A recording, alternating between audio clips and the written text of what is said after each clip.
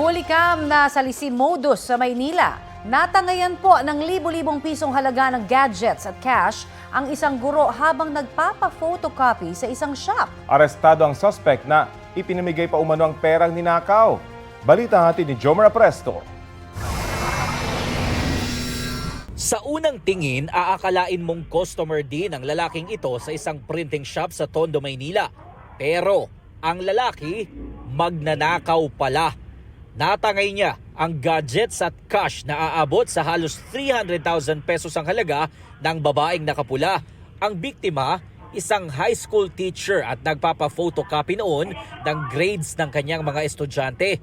Actually po, nung ako'y magbabayad na, napansin ko yung bag ko wala na sa aking tabi. Doon na po nagsimula na parang natuyuan na ako ng laway. Hindi ko na ako gagawin ko para may himatay ako na talagang humingi na ako ng tulong kung saan-saan. Sa loob lang ng halos 1 minuto, natangay ng suspect ang dalawang mamahaling cellphone, laptop, mga credit card, ID at halos 40,000 pesos na pambayad sana sa tuition ng kanyang anak.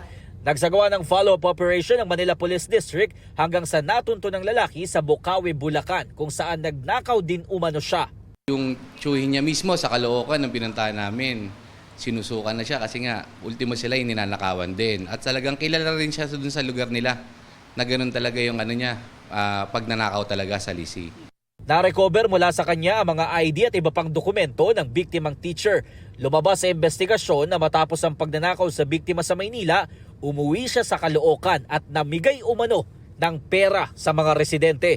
Ibinigay niya rin daw sa kanyang kapitbahay ang isa sa 2 cellphone ng biktima. Namigay ng pera dun sa mga taga doon dahil nagtataka ka rin sila ba't ang daming pera. Allegedly, yung base sa impormasyon na yung pinuntahan niya doon na bahay, ang sinasabi ay pwestuhan daw ng illegal na droga.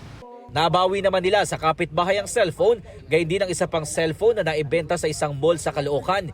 Hindi na nabawi ang pera, gayon din ang laptop ng biktima na ginagamit pa naman daw niya sa klase. Nahihirapan po ako ngayon. Almost 2 days na nga po akong hindi masyado makapagturo kasi nga po nandun yung mga files ko. Ayon sa biktima, tuloy ang pagsasampa niya ng reklamong robbery laban sa suspect. Sinusubukan pa namin mahinga ng pahayag ang suspect na nasa kustodiya ng Bocaue Police Station. Jomer Apresto nagbabalita para sa GMA Integrated News.